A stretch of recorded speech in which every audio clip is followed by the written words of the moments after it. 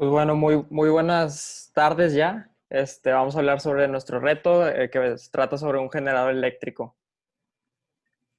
Ujú. Y bueno, básicamente un generador eléctrico consiste de una máquina que convierte energía mecánica a energía eléctrica. Y la clave de su funcionamiento consiste en la ley de Faraday, la cual nos dice que para que se genere una corriente eléctrica debe de haber un movimiento entre el conductor y el campo magnético. También pudimos analizar un generador a través de un programa computacional y aprendimos que cuando la espira se encuentra de manera vertical, o sea, en 90 grados, el flujo será máximo. Sin embargo, la magnitud del voltaje será mínima.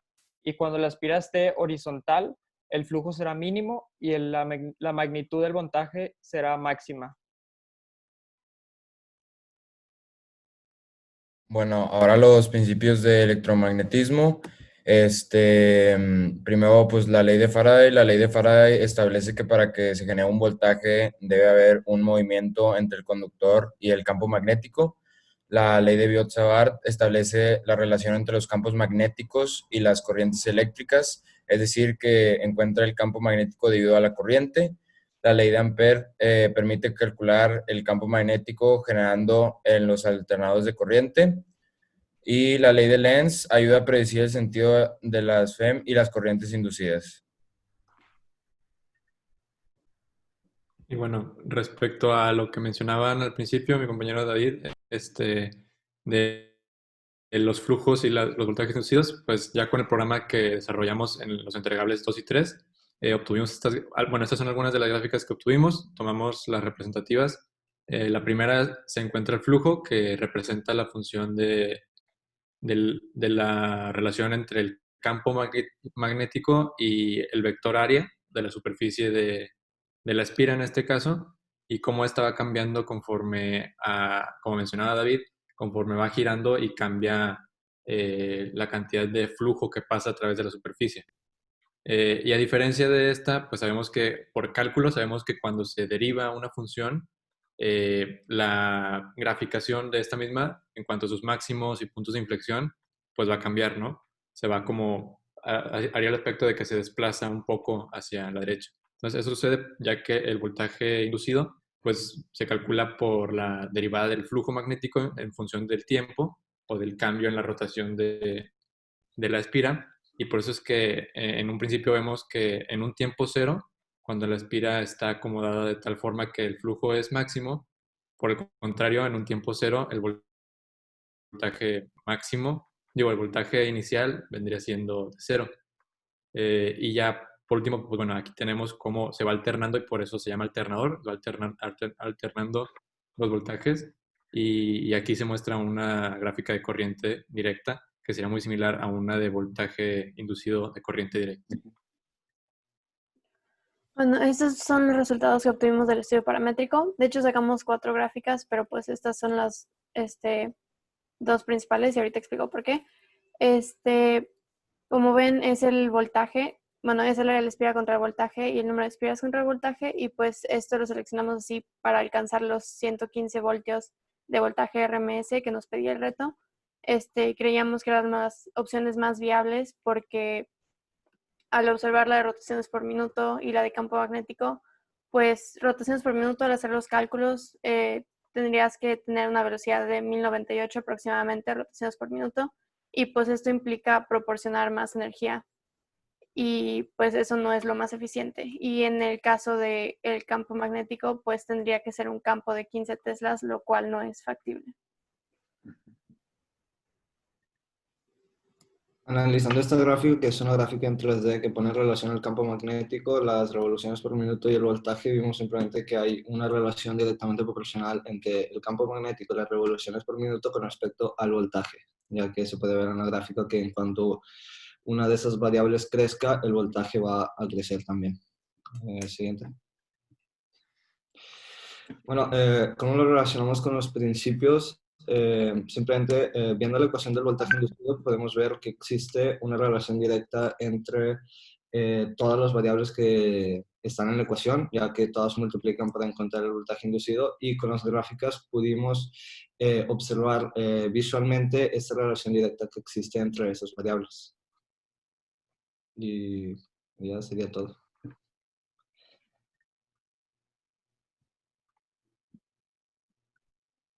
Ok, perfecto, muchas gracias. Estuvieron muy bien en tiempos, entonces la preparación que tuvieron. Me gustó que estuvieran relacionando muy bien también los principios vistos en el módulo de física, en su investigación, con los resultados que tuvieron en el reto.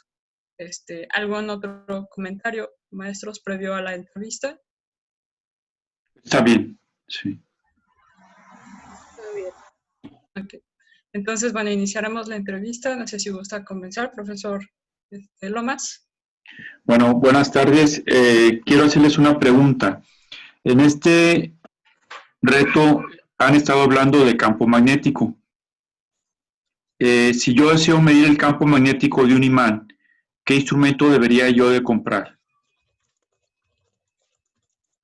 Para medir el campo magnético, Así es. un gaussímetro. Ok. Y también han estado hablando de un voltaje inducido. Si experimentalmente yo deseo medir un voltaje, ¿qué instrumento debería de comprar? Pues para un sistema como este, el galvanómetro puede funcionar por el tipo de voltaje o también un voltímetro. Ok. Y si a mí me interesaría fabricar un electroimán, ¿y qué material necesito comprar y cómo lo construiría? Un electroimán. O sea, para un electroimán habría que utilizar una bobina con alambre conectada a una batería. De esa forma se Ajá. genera un campo electromagnético al conectar la bobina con una pila o una batería. Y para hacer más intenso el electroimán, ¿qué le pondría en medio a la bobina?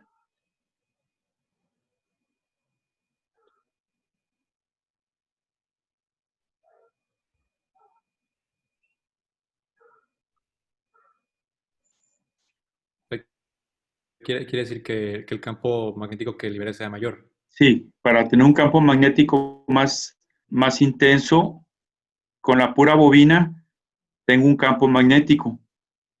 ¿Y qué le puedo poner en medio a la bobina para tener un campo magnético resultante más intenso? En medio.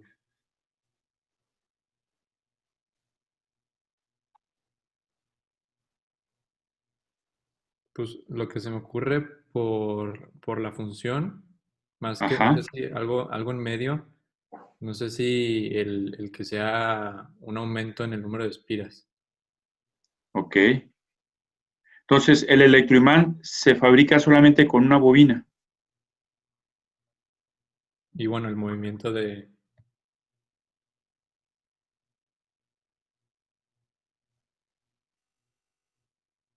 Ok, bueno. Y tenemos el alternador, produce voltaje alterno. ¿Es así?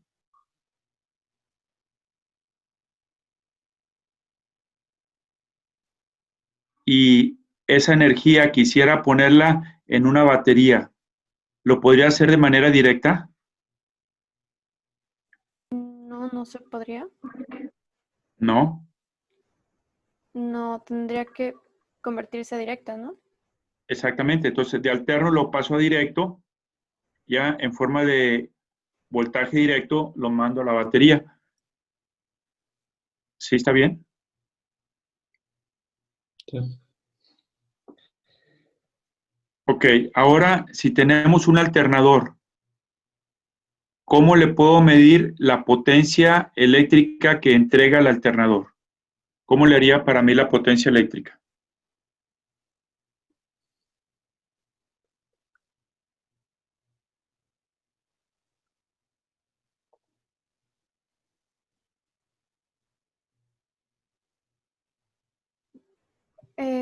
No era la fórmula que era potencia de entrada es igual a potencia de salida, pero también se tiene que considerar el número de espiras, creo. Ajá.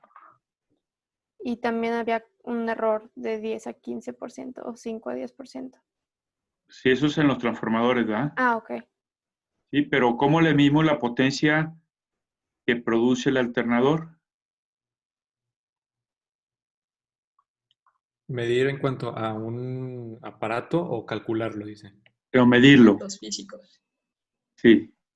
¿Qué elementos físicos tienen que medir para poder calcular la potencia? Pues la corriente y el voltaje que genera. Exactamente. Potencia es corriente por voltaje, Sí. ¿verdad?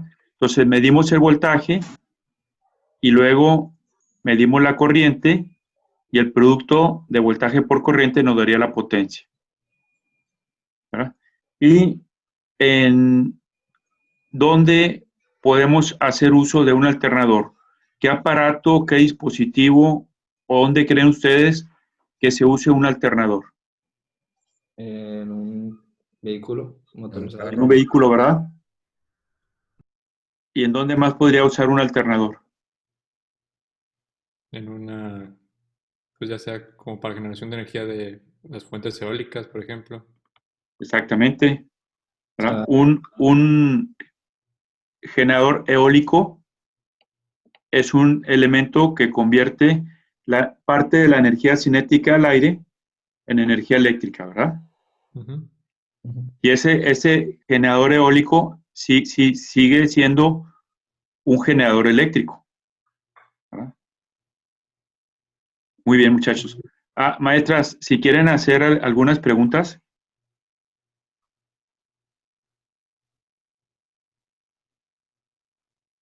No, todo muy bien.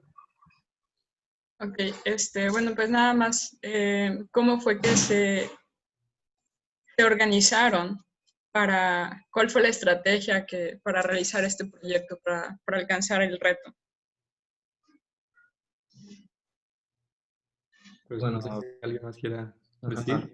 Digo, por lo general, como lo trabajamos en clase, siempre lo avanzábamos mucho y al final de cada clase nos quedábamos por lo general después de la clase para intentar terminarlo el mismo día que lo empezábamos y al final de cuentas siempre nos fuimos de que separando bien las partes de todas las actividades y todas las partes del proyecto y así, o si no de que en la parte de programación que hicimos de la fase 2 y 3 del reto, por lo general estaba alguien que compartía la pantalla y los otros que le iban indicando de qué poner y así lo iban ayudando diciendo los parámetros y las formas que tenía que poner en el código.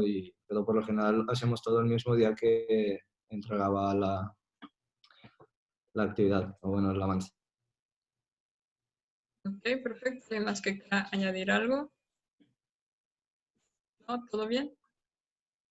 Ok, Todo claro. perfecto. Todo bien. Bueno, pues entonces, pues daríamos final a la entrevista. Y bueno, creo que estuvo bastante bien. Quiero felicitarles, bueno, por su trabajo desde el inicio y que no aflojaron ahorita, ¿no? De momento, pues ya nada más es que ustedes terminen de grabar su sesión, bueno, que ya lo guarden, lo dejen ahorita por ahí en un stand-by, porque lo van a necesitar para subirlo en su portafolio de evidencias. Ya yo les mandaría las instrucciones sobre qué es lo que van a tener que subir, a más tardar el día de mañana. El fin de semana también les estaré avisando de cómo van sus calificaciones, si ya están listas, y el lunes para ver el horario de revisión de su calificación por si tienen alguna duda. ¿De acuerdo, chicos? Perfecto. Nada más, bueno, pues ahí les pido, si no han contestado todavía la ECOA, que nos hicieran favor. Es muy importante también recibir su retroalimentación para nosotros también seguir creciendo y darles un mejor, aportarles pues, un mejor quehacer de nuestro labor, ¿no? Bueno. Vale, chicos. Bueno, Gracias. pues nos estamos viendo. Que tengan buen Nos día. vemos. Buenas tardes. Bye. Buenas Muchas tardes. gracias. Luego.